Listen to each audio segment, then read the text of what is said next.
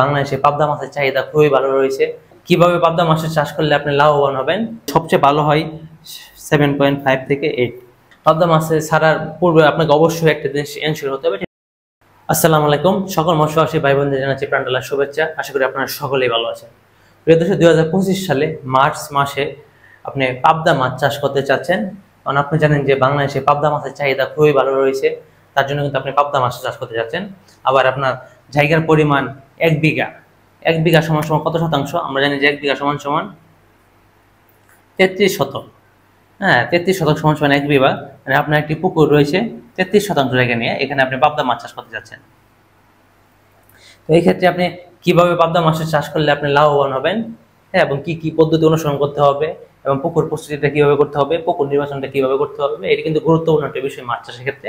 সেটি নিয়ে বিস্তারিত আলোচনা করবো আমরা আজকে এই পুরো ভিডিও জুড়ে। এছাড়াও কিন্তু আমরা ইতিপূর্বে আমাদের পাবদা মাছের একক চাষ সম্পর্কে, মিশ্র চাষ সম্পর্কে বেশ কয়েকটি ভিডিও আমরা দিয়েছি আপনাদের সুবিধার্থে, চাইলে আপনারা সেটা দেখে নিতে পারেন। কিন্তু আপনি 1 বিঘা জমিতে আপনি পাবদা মাছ চাষ করবেন, পাবদা মাছের সাথে কোন মাছটা চাষ করলে আপনি সহজে লাভবান হবেন, সেটা নিয়ে আজকে ভিডিওতে আলোচনা করা হবে। দর্শক, এটা আপনার 33 শতক জায়গা। আপনার পুকুরটা নির্বাচন করতে হবে যেন পুকুরে মিনিমাম 8 ঘন্টা সূর্যের আলো থাকে। হ্যাঁ, 8 ঘন্টা সূর্যের আলো থাকে এমন একটি পুকুর নির্বাচন করতে হবে। এবং পুকুরটা অবশ্যই আপনি নির্বাচনের পরে পুকুরটা আপনার অবশ্যই পুকুরটা সেচ দিতে হবে। সেচ দিয়ে কাদা অপসারণ করতে হবে। কাদা অপসারণ করার পর হচ্ছে কি আপনারা 100 গ্রাম ব্লিচিং পাউডার 100 গ্রাম ব্লিচিং পাউডার ছিটিয়ে দিবেন। ছিটিয়ে দেওয়ার পরে হচ্ছে কি আপনার প্রতি শতাংশে আপনার প্রথমে 500 গ্রাম চুন দিবেন, তারপরে পানি দিবেন, তারপরে আবার 500 গ্রাম চুন দিবেন। এভাবে চুন দেওয়ার পর আপনারা পুকুর প্রস্তুতি মোটামুটি শেষ। তারপর হচ্ছে কি আপনারা 100 থেকে 150 গ্রাম বা 200 গ্রাম আটা দিবেন। তারপর হচ্ছে গিয়ে 50 গ্রাম চিটাগুড়। হ্যাঁ, এটা হচ্ছে কি আপনারা মোটামুটি আপনার 500 ml পানিতে, মানে হাফ লিটার পানিতে 500 মিলি পানিতে আপনারা হচ্ছে গিয়ে 48 ঘন্টা ফার্মেন্টেশন করে তারপর আপনার পুরো পুকুরে ছিটিয়ে দিবেন। ছিটিয়ে দেওয়ার মোটামুটি 3 দিন পর হচ্ছে যে আপনারা পুকুরে পাবদা মাছটা ছাড়তে পারবেন। আর পাবদা মাছটা ছাড়ার আগে আপনি একটি কাজ করতে পারেন, পুকুরে হচ্ছে কি আপনারা শতাংশে আপনারা সমিথন দিতে পারেন। যদি পুকুর কোনো পোকামাকড় থাকে সেক্ষেত্রে 24 ঘন্টা পরেই এই মাছ ছাড়া 24 ঘন্টা পরে সমিথনটা দিলে আপনি একটা ভালো উপকার পাবেন। সমিথন হিসাবটা হচ্ছে প্রতি 1 শতক পানির জন্য আপনাকে 1 ml সমিথনটা দিবেন, তাহলে আপনি ভালো একটা উপকার পাবেন। এই হচ্ছে আপনার পুকুর প্রস্তুতি। এবং পুকুর প্রস্তুতি পরে আসে যে পোনা মজুত বা খাদ্য ব্যবস্থাপনা বা পুকুরে যে ব্যবসা থাকে। দেখেন, আপনি যে পুকুরে পাবদা মাছ চাষ করবেন সেই পুকুরে পানির পিএইচ আপনাকে অবশ্যই 7 থেকে 8 হতে হবে, তবে সবচেয়ে ভালো হয় 7.5 থেকে 8। এটা হচ্ছে সবচেয়ে ভালো পিএইচ। হ্যাঁ, এটা হচ্ছে সবচেয়ে ভালো পিএইচ আপনার পাবদা মাছের ক্ষেত্রে। আর অক্সিজেনের এটার জন্য কোনোভাবেই 5 ppm এর নিচে না আসে, এটা আপনাকে অবশ্যই লক্ষ্য রাখতে হবে। এবং পাবদা মাছের তাপমাত্রা সবচেয়ে উত্তম তাপমাত্রা হচ্ছে গিয়ে 25 থেকে 31 ডিগ্রি সেলসিয়াস। হ্যাঁ, এটা হচ্ছে পাবদা মাছের ক্ষেত্রে সবচেয়ে উত্তম তাপমাত্রা। এই হচ্ছে আপনার পুকুরের বিস্তারিত আলোচনা। তারপরে আসে প্রিয় দর্শক, আপনি কি পরিমাণ মাছ মজুত করবেন। দেখেন, মজুদের ক্ষেত্রে কিন্তু আপনাকে অবশ্যই গুরুত্বপূর্ণ ভূমিকা নিতে হবে, কারণ আপনার মজুদ গণনা যদি ঠিক না থাকে সেক্ষেত্রে পাবদা মাছ চাষ করে লাভ হতে পারবেন না।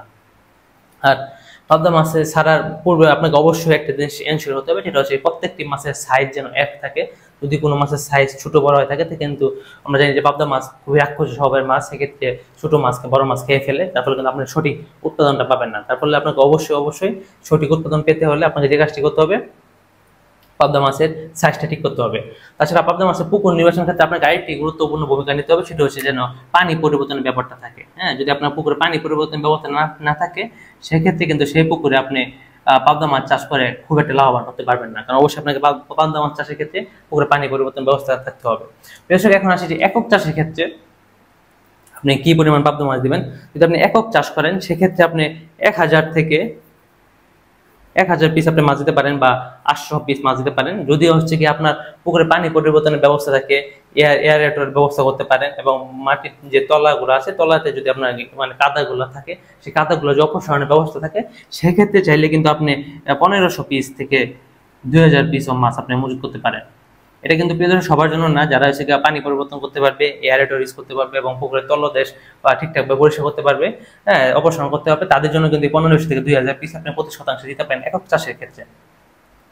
আর যদি আপনি মিশ্র চাষ করেন সেক্ষেত্রে আপনি পাবদা মাছ আপনি শতাংশে 1000 পিস দেন, হ্যাঁ, সেক্ষেত্রে তার সাথে আপনি কার্প জাতীয় মাছ দেন সাথী বছর হিসেবে, সে থেকে আপনি 4 থেকে 6 পিস আপনি কার্প জাতীয় মাছ দিতে পারেন।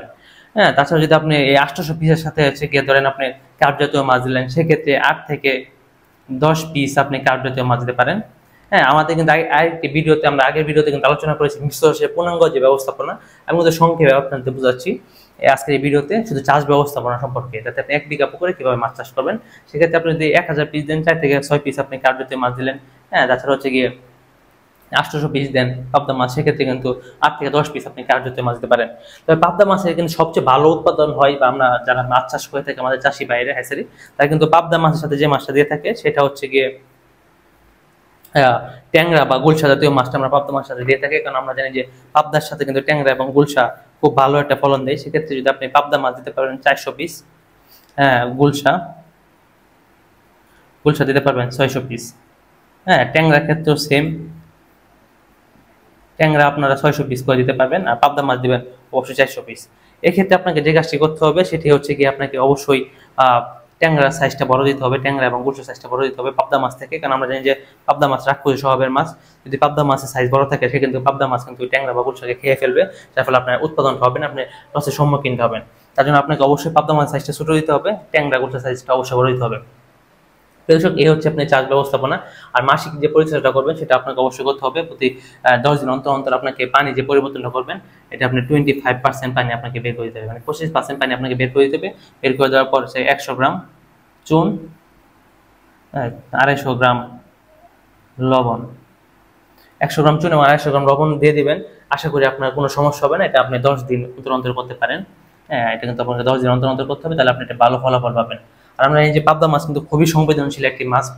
সেক্ষেত্রে আপনার যদি পুকুরে অক্সিজেনের ঘাটতি হয়, হ্যাঁ সেক্ষেত্রে কিন্তু মাছগুলো মারা যেতে পারে। পুকুরে বিরূপ পরিবেশ সৃষ্টি হলে কিন্তু পাবদা মাছ সহজে মারা যাবে। যার জন্য আপনাকে অবশ্যই পুকুরের প্রতি সবসময় নজর রাখতে হবে এবং মাসিক যে পরিচর্যা সেটা অবশ্যই করতে হবে।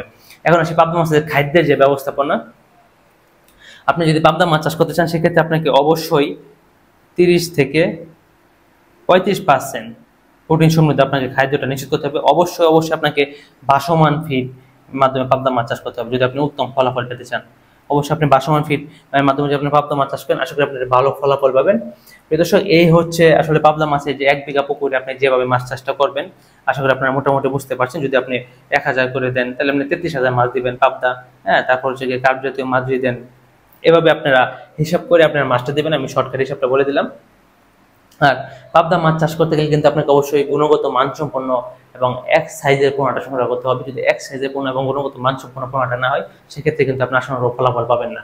এই যে আপনি পাবদা মাছের চাষ করলেন, এটাকে আপনাকে মিনিমাম আপনি এমন পুকুর নির্বাচন করতে হবে, আমি আবারও বলছি যে এখানে যেন 7 থেকে 8 মাস পানি থাকে। যদি 7 থেকে 8 মাস আপনি পাবদা মাছ চাষ করতে পারেন, সেক্ষেত্রে প্রত্যেকটি মাছ মনে করেন 18 থেকে 20টাই কেজি চলে আসবে। আর পাবদা মাছে কিন্তু এই সাইজের বাজার খুবই ভালো। হ্যাঁ, 7 থেকে 8 মাসে 18 থেকে 20টা কেজি চলে আসবে, আরো কম আসতে পারে। আমাদের অনেক মৎস্যচাষী বাইরে এই ওজনটা কিন্তু 7 মাসে চলে আসে। হ্যাঁ, এরকম ভাবে যদি আপনারা আমাদের গাইডলাইন মেনে সঠিকভাবে আপনি 1 বিঘা পুকুরে যদি পাবদা মাছ চাষ করতে পারেন, আপনি অবশ্যই লাভের সম্মুখীন হবেন। আর এর জন্য কিন্তু আপনাকে গুণগত পাবদা মাছের পোনাটা সংগ্রহ করতে হবে। আর যদি আপনার গুণগত পাবদা মাছের পোনা সংগ্রহ নিয়ে খুব চিন্তিত থাকেন, তার জন্য কিন্তু আমরা বাই হ্যাচারি মাছের পরিবার রয়েছে আপনাদের পাশে। আপনার আমাদের কাছে গুণগত মানসম্পন্ন পাবদা মাছের পোনা সহ মিঠা পানিতে চাষযোগ্য যে কোনো মাছের পোনা পেয়ে যাবেন খুবই সুলভ মূল্যে। তাই আর দেরি না করে বিক্রিয়ত সেবা সহ পোনা পেতে আমাদের স্ক্রিনে থাকা নাম্বার যোগাযোগ করুন। আজকে ভিডিওতে দীর্ঘায়িত করতে চাচ্ছি না, আমাদের পরবর্তী ভিডিও পর্যন্ত সকলে সুস্বাস্থ্য এবং সুদীর্ঘ কামনা করে এখানে বিদায় নিচ্ছি। আসসালামু আলাইকুম।